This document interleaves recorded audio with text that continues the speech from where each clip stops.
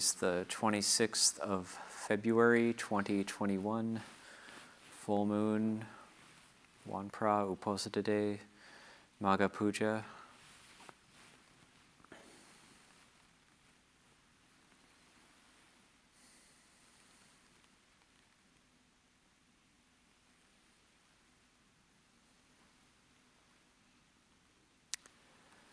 The story of the Ovada Patimokkha and Magha Puja, this teaching, the Ovada Patimokkha, took place in the Veluwana, the bamboo grove.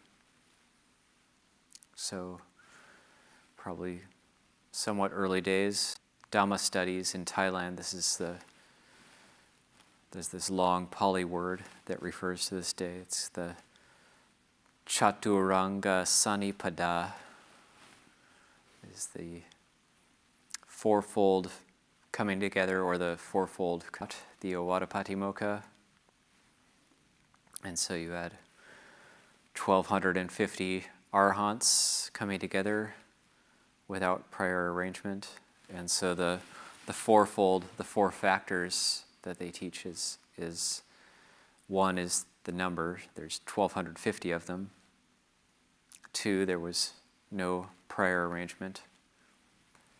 Three, they were all ordained by the Buddha. They all were ehi bhikkhu, bhikkhus. They all were the ehi bhikkhu ordination, or the come bhikkhu, that ordination where the Buddha just said come bhikkhu, and that was their ordination.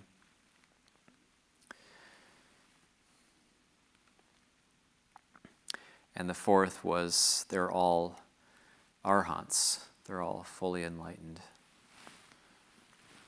So this was the fire ascetics, the 1,000 fire ascetics that became disciples of the Buddha and reached arahantship when they heard the fire sermon. So a lot of them would have been them, but then also it would have been a lot of the other originals and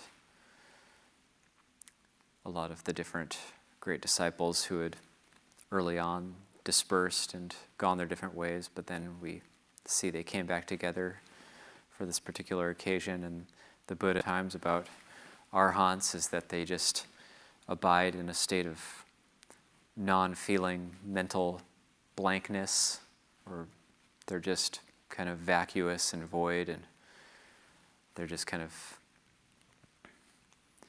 blank and don't really have any emotions.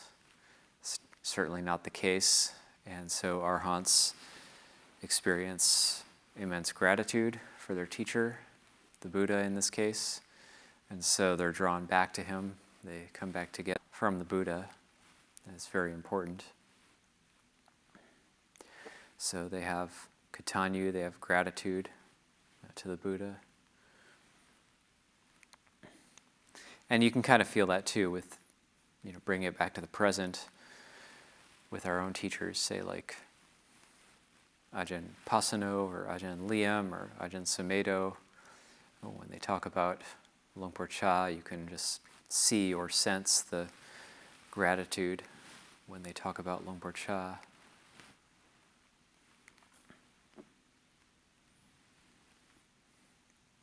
You see that really strong with Ajahn Liam, and he built this kuti for Luang Por Cha when Luang Por Cha started becoming ill, and he built this hospital kuti, and it had an upper story with like a little bridge going into it, and this was where Luang Por Cha could be looked after properly, and you could roll a wheelchair into it. It was easily accessible by hospital staff,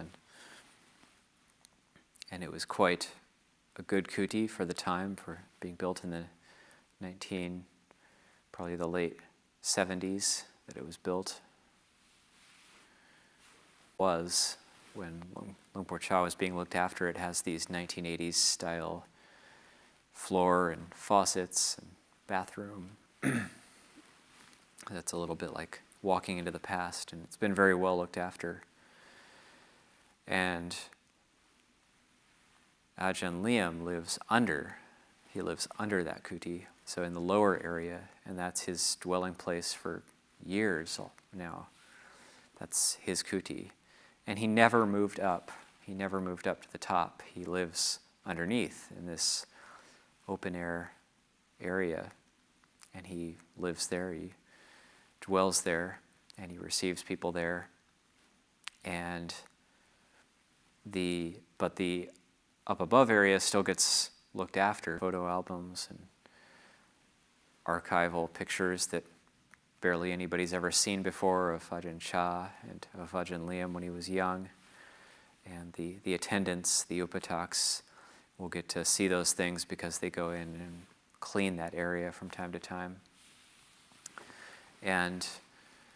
But just that you can feel that sense of gratitude. He always had that above him, Longpo Cha's space, even 20 years, almost 30 years after he's passed away, he's left that space open because that's where Longpo Cha was. And he always lived under that. So there's this sense he's still, even now, living under Longpo Cha.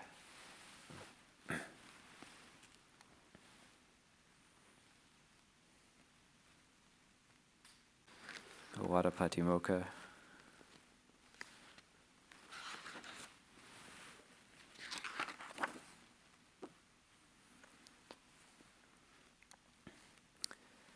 Sabba papasa akaranang, not doing any evil. So that's the second line is kusala supasampada, to be committed to the good. And the third line is sachitta pariyodapanang, to purify one's mind. Etang Buddha nasasanang, it's the teachings of all the Buddhas. And this seems like a very straightforward, simple teaching, and it is. But very difficult to put into practice because it entails going against the mental defilements, the obstructions, the obscurations. So sabba papasa akaranang, that's like refraining not just from the unwholesome or from evil, but from anything, from everything. So the first word is sabba, so it's like everything that's unwholesome, anything that we can discern as being unwholesome, unskillful, then the not doing of that. So kara is like doing, karanang, so akaranang, the non-doing of anything unskillful, unwholesome. And then kusala supasampada, and that's, kusala is the good, the wholesome, and then upasampada is, that's also the word for the higher ordination, so it's not just doing the wholesome, but it's lifting. This for novices, we call that the pabaja, or the going forth, and the upasampada is the bhikkhu ordination, and that literally means to be lifted up. So one translation is the higher ordination. So being ordained into kusala, into the wholesome, absorbing into it, going into it, making much of it.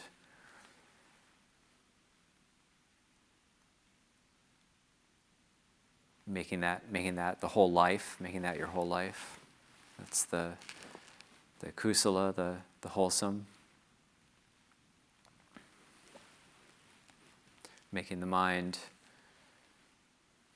pure or good, brightening the mind, making the mind very, very clean, very pure, the intention, purifying the intention so we don't have that unskillful intention or unwholesome intentions. So it's looking at the deeper sense of intentionality and how are we using the mind. Then the famous teaching, Kanti Paramang Tapo Titika. So that's the patient endurance is the ultimate burner up or incinerator of the defilements. So this is a very important teaching, a very important line, because you got these 1,250 arahants, and he's clarifying the Dhamma for them. Even though they finished their training, he's saying this is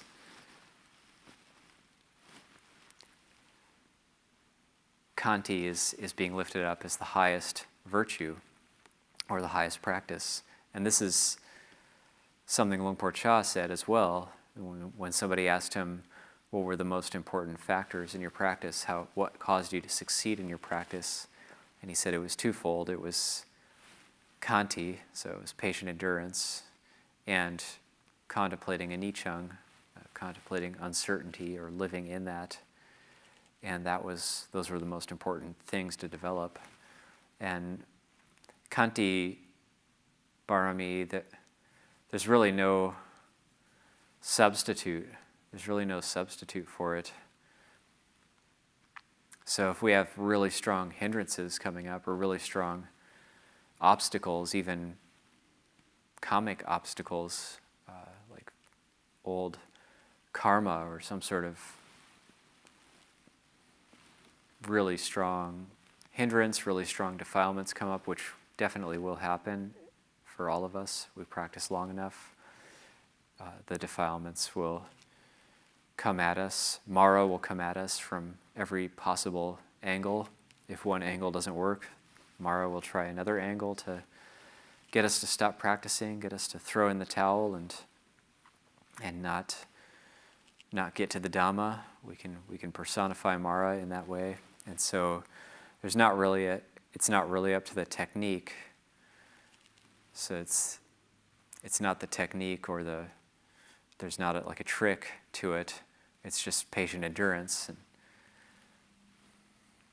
just getting slammed over and over again, and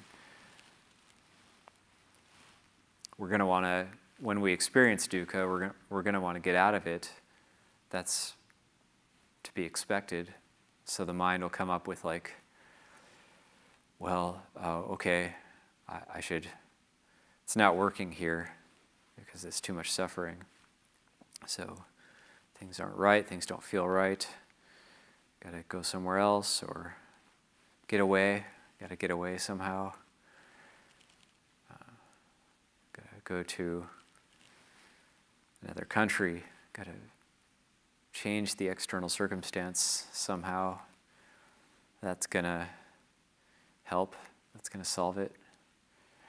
So we do that, and then we see, okay, well, it might be better for a little bit, and then we get familiarized with our new situation, and it becomes normal again, and the same hindrance comes up again. Okay, well, we'll change it again. Got to go somewhere else. Maybe that first place I was at was good already.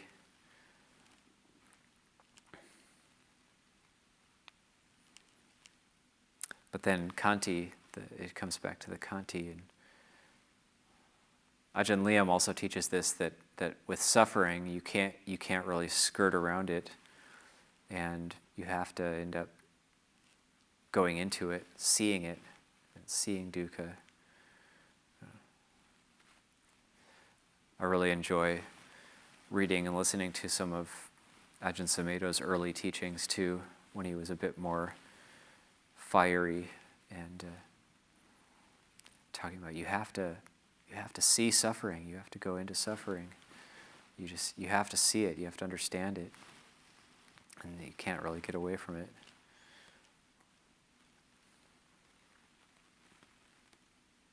So in that Kanti Barami has a brightening quality on the mind,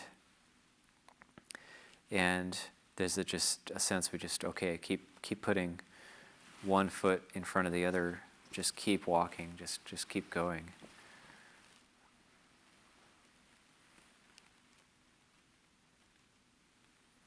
And we don't really know how far it's going to be. It's going to be different for everybody. We don't know how long we're going to have to walk for. But we will get somewhere if we keep walking. But if we stop walking, then it's guaranteed we won't get to our destination. But if we keep walking, then at least we're going to make some progress. At least we're going to get closer. So the next line is Nibbana paramang vadanti Buddha. The Buddhists say Nibbana is supreme. Nibbana is the highest happiness. So as we're cultivating our Kanti Barami, as we're walking along that path, and then reminding ourselves that it's for Nibbana, that we're walking this for Nibbana. And there's always going to be things that come up that test our Dhamma practice too, that really, is it still just, it's going to test us.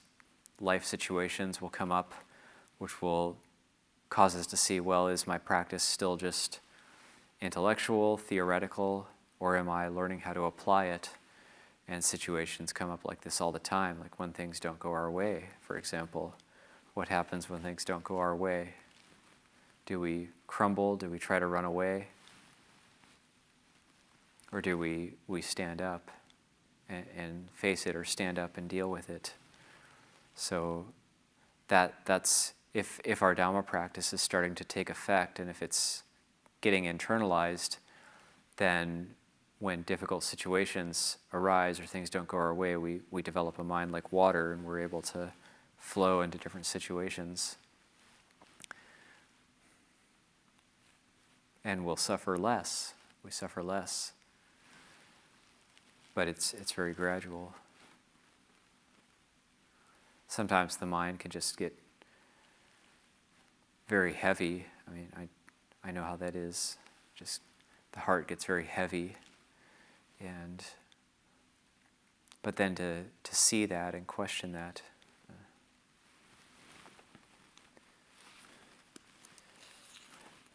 Nahi pabajito parupagati. Not a renunciate is one who injures others. Samano hoti parang vihetayanto. Whoever troubles others can't be called a samana. That's the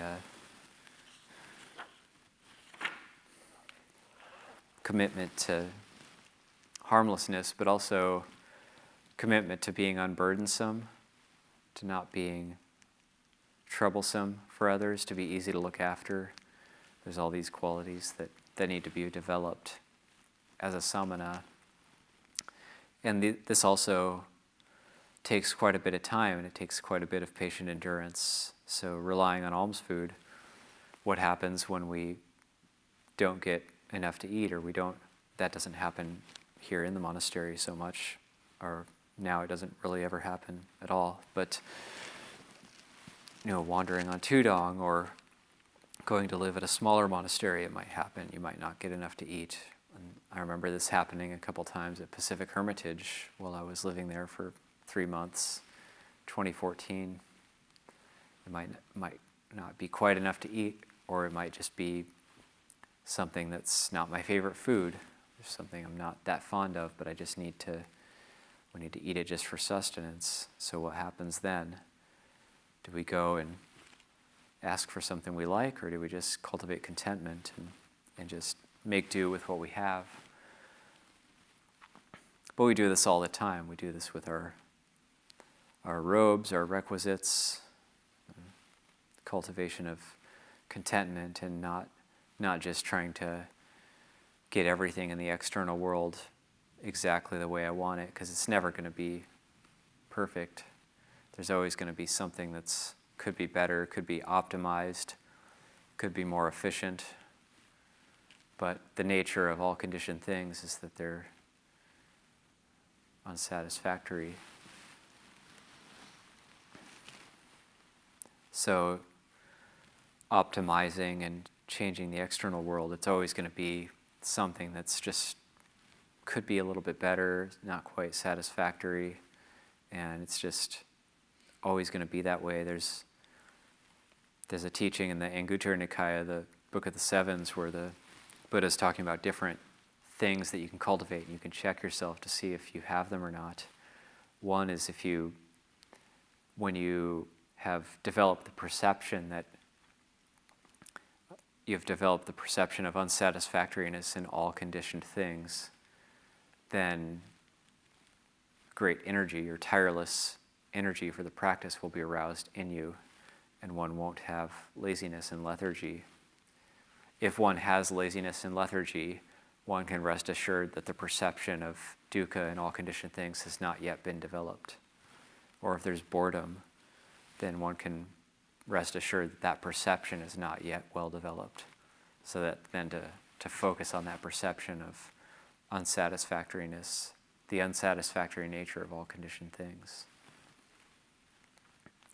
And then that can lead to wanting to have energy, having energy for the practice. And coming back to just that cultivation of harmlessness, I think in the last reading that was done for the life of the Buddha, how do Tathagatas dwell? How do they hold their mind? And then thoughts of harmlessness occur often to the Tathagatas, and thoughts of seclusion.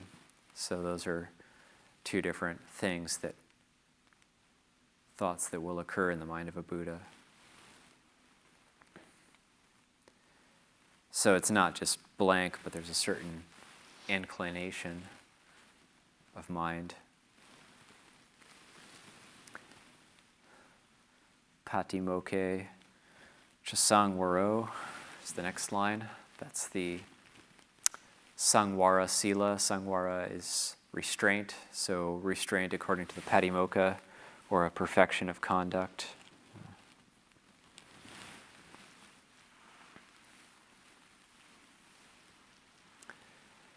There's the different types of Sangwara. There's the Sila Sangwara, is just the precepts. And then there's the Indriya Sangwara, there's the restraint of the sense faculties. And so restraint, Sangwara, the Buddha's lifting that up as a quality, as a indispensable quality. And especially when we talk about Indriya Sangwara, that's where we talk about restraint of the eye, restraint of the ear, the restraint of the nose, the tongue, the body, the mind. And so it seems very tight and kind of hemmed in.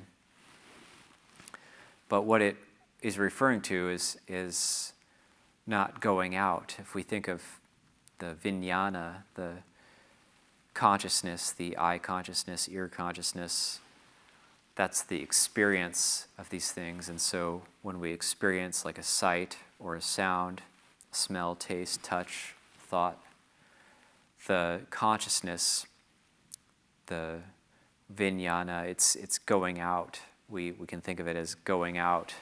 We can think of the eye as going out to forms. You can think of it as like a thread going out to forms, or the ear going out to sounds, and so on. And so the Indriya Sangwara, what it's referring to is the mind that's not going out, but it's rather like a coming back or a staying in. And that's a indispensable quality for meditation, for Samma Samadhi. That's an indispensable quality. The mind can't be going out in that way. So rather it's this sense of coming back in, staying in. Matan Yucha Chabata Zming, knowing the measure at the meal. So that's, again, a very basic thing, just eating the right amount, knowing what the right amount is. Sometimes at the meal time, there might be this sense, okay, I'm not going to eat till the next day. I need a certain amount. I might need to pack it in to get myself through, the whole afternoon. So we might have this sense like more is better, but then there's a balance whereby there is a threshold where if we eat too much, it's counterproductive because of the energy that it takes to digest that extra food. We're actually not really getting more from it. So there's a threshold we need to find with just the right amount. When we eat, we might eat too little.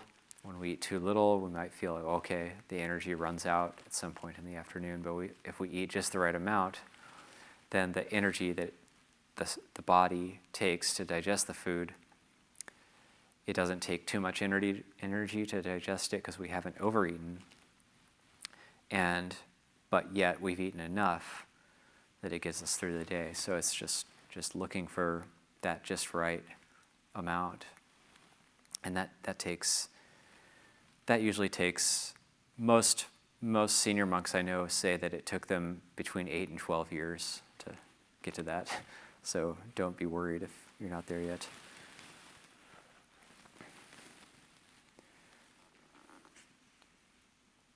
Because it's because we like to be going to extremes, so it's usually either eating too much or too little, or eating too much and punishing ourselves and then fasting because we ate too much, and then feeling starving the next day because we fasted, and then eating too much again, and then punishing ourselves again and fasting again, and going on like that for however long until we either collapse or try something different.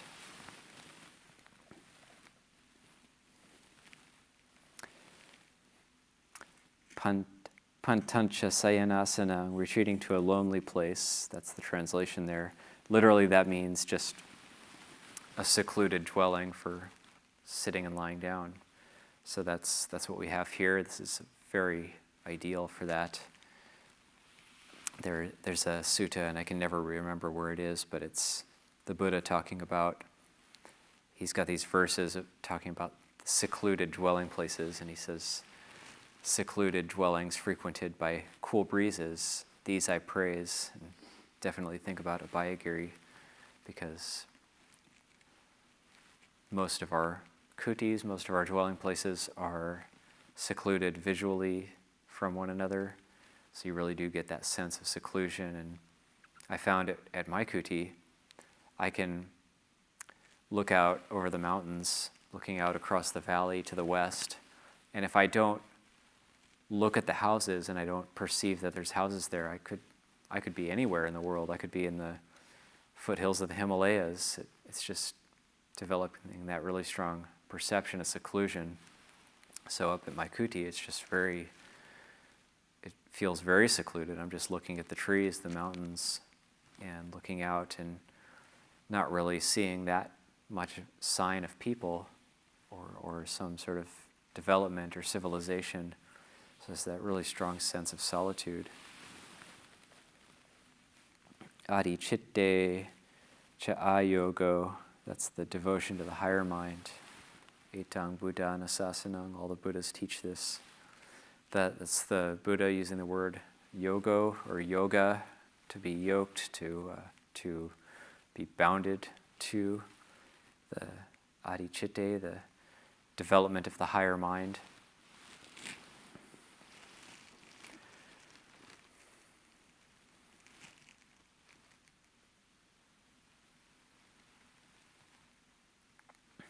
The higher mind being Sila Samadhi Panya, Noble Eightfold Path.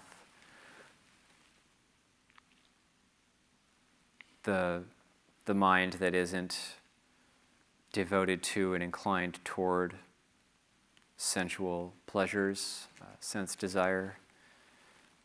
The Buddha said that's considered lower, more base, more coarse, and then the higher mind is the Indriya Samvara, the sense restraint, and that's developing this, and it's also the Kati Barami, the developing of this immense brightness and clarity, spaciousness, cleanliness.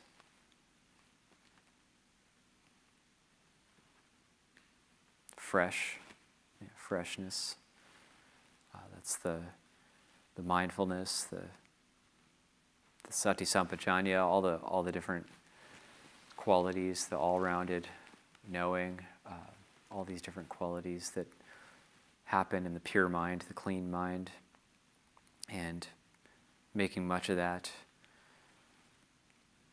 Lungpo Ban was really into talking about sweeping, and he loves to talk about how that's an analogy for how to practice with the mind. So normally we just want to sweep what's visible, what's maybe in the middle of the path, but then we don't want to sweep around the corners and in the ditches and the places we can't see. So, but that's kind of what we have to do in the mind. We have to go into all the dark corners and clean everything out and expose everything. So that's the devotion to the higher mind, and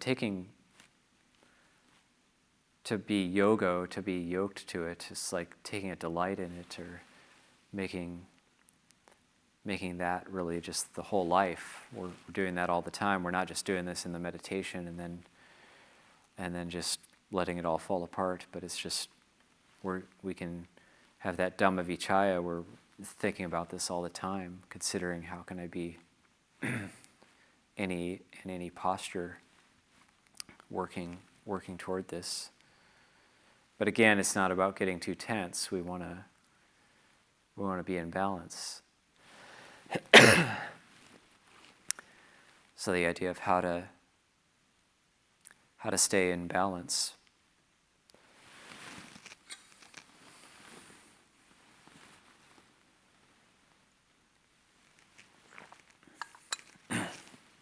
So that's the entire teaching. I think all these qualities, they all work together. All these qualities work together, and this is also this Ovada Patimokkha day is known as the Sangha day. So it's the Savaka Sangha, these arahants coming together and visiting, listening to paying respects to the Buddha, listening to the Buddha.